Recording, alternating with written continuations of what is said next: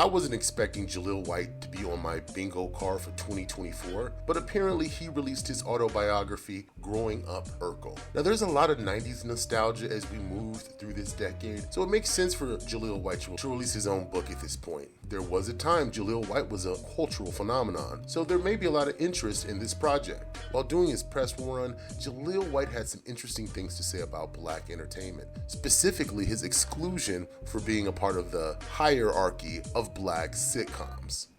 Being a part of the TGIF brand sometimes makes you feel like you don't completely belong in the pantheon of blackness. You know, blackness has been treated as a very monolithic experience in entertainment. You know, if it's not a hood story, it's not a black story. And, you know, sometimes I feel left out of that.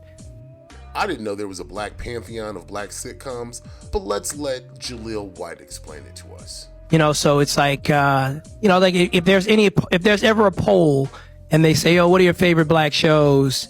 And, you know, Martin is in there or Living Single or any of those guys, I already know we coming in last. But if there's ever a poll and it's just like your favorite family shows and suddenly Martin's not in there or whatever, all of a sudden we rank really high. And so it's kind of interesting in how we look at ourselves, to be quite honest, even as black folks. And somehow I became a symbol for black male nerd culture, to be quite honest. I mean, I know this for a fact. Any brother that grew up in the 80s and 90s, well, 90s and 2000s, wearing glasses, he was told at school he looked like me. He was called Urkel. And he didn't look anything like me, guaranteed. But still, his peers would find a way to call him Urkel, and even girls to that extent. So it's really humbling to see how far nerd culture has come.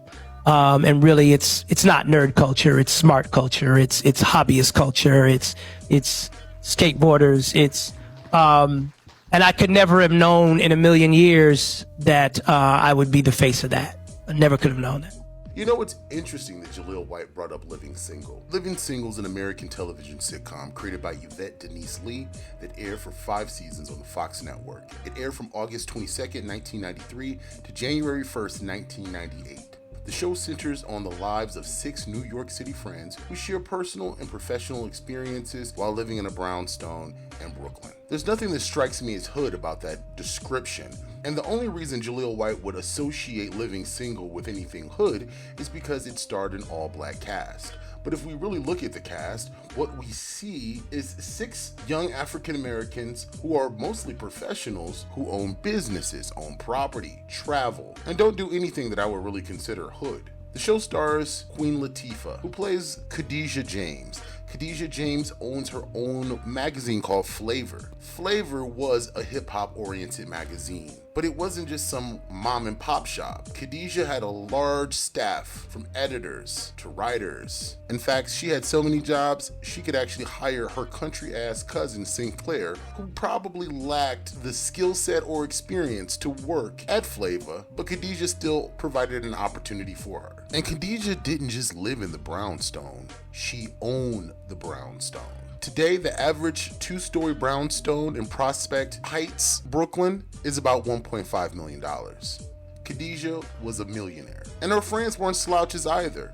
Regine was a boutique owner, a woman heavily into fashion who also bought other boutiques. In other words, she had a low-key empire. Her friend upstairs, Kyle, he was a stockbroker. Her friend from across the street, Maxine Shaw, was an attorney at law. So how is this show, a show centered around young black professionals, a hood show? I feel like these statements give us a better understanding of how Jaleel White views other black people and other black entertainment. And when we reflect on Family Matters, a show that was tremendously popular and had lots of crossover appeal, one must ask ourselves, were the Winslows really a black family? Culturally speaking, on the surface, the Winslows were supposed to be a working class black family from Chicago. And I understand that black people aren't a monolith, but but in all my years of life, I have yet to come across a black family quite like the Winslows. And though Family Matters had lots of crossover appeal, as a black person, I couldn't really relate to anything that was going on with that family specifically. And as the series went on,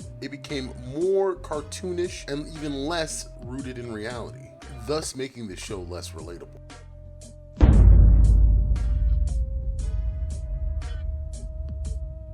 How you feel about the actor Jaleel White coming out saying that black people don't support, Family Matters like other black shows because it's not a hood story? Well, first of all, on the Jaleel White comments from Family Matters, now don't get me wrong, he's a snow bunny hopper too. So I'm disappointed in Jaleel, like I'm disappointed in Travis Hunter, like I'm disappointed in Drake, like I'm disappointed in Kendrick. They should all be with black women. Nothing against non-black women. I respect all females, but we need to keep the money and we need to keep the love inside the community. So Jaleel White just, jumped the broom. He snow bunnied, and that's what it is. But I did like Family Matters. I was a fan of the show. And unlike other people, I do believe Family Matters was a good black show. I think it was more geared towards children than adults. See, Martin, although children watched Martin, it was more for adults. Although children watched Fresh Prince, well, Fresh Prince could still be geared towards children, but Martin and a lot of them shows, a lot of them was more young adult shows. Family Matters, because of Urkel, was a decidedly obvious childhood show. And I thought it was one of the great childhood shows. It might have not done the numbers of Fresh Prince. It might have not done the numbers of the Cosby Show. It might have not done the numbers, of Martin and these others, the Jamie Foxx Show and the Bernie Mac Show. It may have not done them numbers, but I think it was targeted to a younger audience. And why does Jaleel White, after becoming a cultural icon, Jaleel still comes off bitter and unsatisfied with what he's accomplished? Doesn't complain about being broke or feeling like Hollywood has completely forgot about him. But there's still a bitterness directed towards the black community because Jaleel White feels like he just wasn't supported enough. But this bitterness doesn't just stop at the general fans.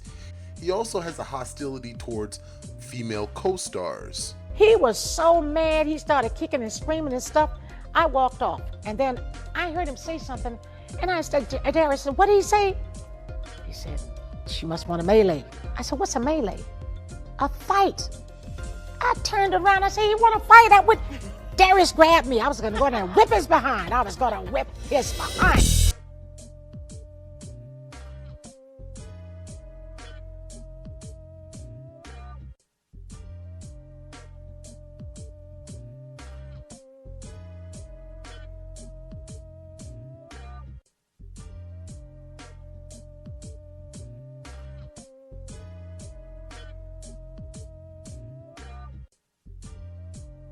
So he also mentioned Tatiana Ali, and this has to do when he was a guest star on The Fresh Prince of Bel-Air, which Tatiana Ali starred on as Ashley Banks. US Weekly reports Jaleel White briefly mentioned Tatiana Ali, whom he has known since she was a teenager.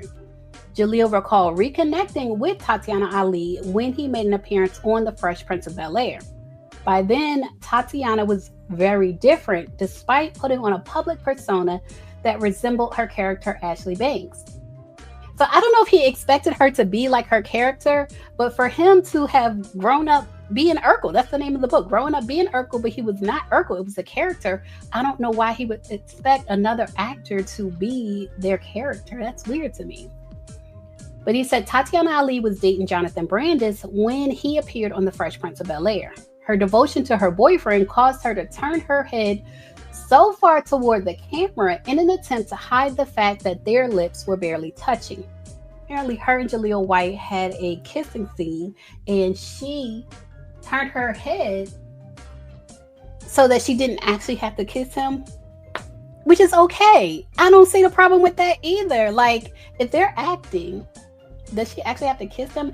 And mind you, this is not like a movie role with 20-year-olds, 30-year-olds, acting seriously. This is like sitcom acting with like teenagers or young adults. And it's my opinion, y'all leave a comment with yours, but it's my opinion that, she doesn't actually have to kiss him. And the fact that he would put it in the book that she didn't want to kiss him is weird to me. If you think about it, none of these shows are really that hood. The only thing they were set in black neighborhoods, involving black characters. Take Martin, for example. Martin played the character Martin Payne, who was not only a DJ, but a local celebrity. He was dating a woman by the name of Gina, who was an ad executive, so was her friend Pam. Their dim-witted friend Cole had a job at the airport, and Tommy, who was mocked for not having a job, was actually a guidance counselor for kids. Though there was plenty of wackiness on Martin, the characters were still mostly relatable. Even characters like Shanae, who was just Martin Lawrence in drag, seemed far more relatable than Urkel. Another black show that's far more popular than Family Matters is Moesha. Moesha was played by singer and actress Brandy. The show debuted in 1996, finishing in 2001. The show was basically centered around Moesha, a teenage girl growing up in Los Angeles, going to high school, and navigating all of the things associated with that. Moesha grew up in the middle class. She lived in a nice home located in Leart Park, which is a nice neighborhood located in Los Angeles, a little bit north of Inglewood. Moesha lived in a blended home. Her mother was deceased, and she lived with her father and his new wife and her son. It showed a very interesting dynamic of what it's like growing up in a blended household. Since Moesha lost her mother, she relied on her stepmother, Dee, for a lot of guidance, and their relationship wasn't always the best. Apologize to your brother. I'm sorry, Miles. Now I want you to apologize to me. Excuse me? You couldn't wait to throw my mother's stuff out, could you? What? Don't play innocent, Dee. You knew exactly what you were doing. Yeah, like you're trying to change this house? You thought you could buy me some funky duvet and I was gonna let you get rid of my mother? Moesha.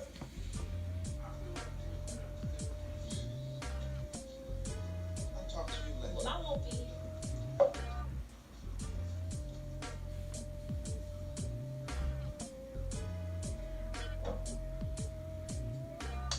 Bravo! That was a scene out of Garage Sale Theater. We hope that you enjoy our work in progress. Yes, please leave any donations at the door and keep the arts alive.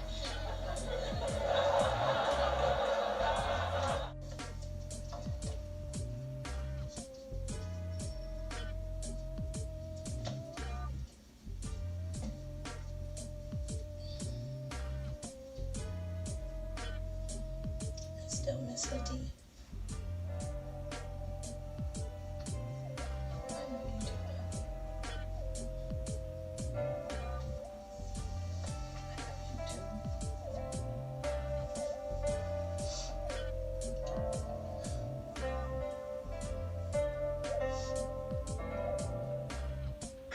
Moesha and her friends are relatable, and Brandy Norwood's performance came off earnest, genuine, and helped fans connect to her music as she transitioned into an adult. Moesha didn't live in the hood, but very similar to the Wayans Brothers show, there was a lot of urban aesthetic as well as hip-hop music all throughout the show. And Brandy sings the intro, which of course connects us back to her musical catalog. So yes, the show is very urban, but I wouldn't necessarily consider things that are urban hood. Though Moesha never reached the level of popularity of Family Matters, it is to be noted that the characters from Moesha are far more relatable. Additionally, the cast was stronger than Family Matters. And this isn't a criticism of the actors on Family Matters. Most of them were seasoned actors. But when you compare it to a show like Moesha, where Brandy Norwood was the weakest out of all the actors next to Marcus Polk, who played her brother Miles, Brandy was surrounded by a talented group of actors who could deal with complicated issues. The Wayans Brothers is an American sitcom that aired from January 11th, 1995 to May 20th, 1999 on the WB network. The series starred real-life brothers Sean and Marlon Wayans. Both brothers were already well known from the sketch comedy show In Living Color that aired from 1990 to 1994. The series also starred John Witherspoon and Anna Maria Hosford starting in season 2. The show is basically about two brothers in their mid-20s who are sharing an apartment together, both of them owning a newsstand, navigating the wild world of dating, maturing, and spending time with their widowed father. And although hip-hop is definitely influencing the show, very evident in the clothes, aesthetic, and music, I wouldn't necessarily consider this a hood show, unless any show that's set in an urban city that has black people is naturally considered a hood show. And if that's the metrics you're using to define what a hood show is, then Family Matters falls in the same category. The difference is the Wayans brothers was more relatable. And that's saying a lot, because if you know anything about Sean and Marlon Wayans' humor, it's very slapstick, almost cartoonish, but not as cartoonish as Urkel. When the two brothers argue and try to fight each other, it seems realistic, cartoonish in a way, but you can tell that it comes from something that's real. When Urkel would barge over at the Winslow's house raising hell, it didn't make any sense, because black people will definitely let you know when you're not invited. In another chapter of his new memoir, actor Jaleel White details his first official date that didn't go well at all. In a chapter of his book, Jaleel reveals that he met a young woman at the NAACP Image Awards and took her on a date, only to feel disheartened when she seemed uninterested until they visited an arcade and she needed money. After seeing her on set one day for Saved by the Bell, the new class, he realized that the girl was actress Bianca Lawson. It hit me like a ton of bricks. I realized then that Bianca was an aspiring actress. I highly doubt me asking for her phone number would have gone the same way had my position in television not signaled a possible opportunity for her. I imagine that ambition is what won me her phone number in the first place, and probably extended our knowing each other. Jaleel also spoke about attending UCLA with the then unknown Gabrielle Union, who hadn't yet broke into the industry at the time. During a party, Gabby told him the truth about how he was viewed on campus. "We couldn't stand you, Jaleel. The rest of us couldn't afford top ramen, could barely afford our books. We're working in a shitty bookstore. And you walked in there and made us price out a display bear for $500. We hated you and your Range Rover, always driving around, playing loud music.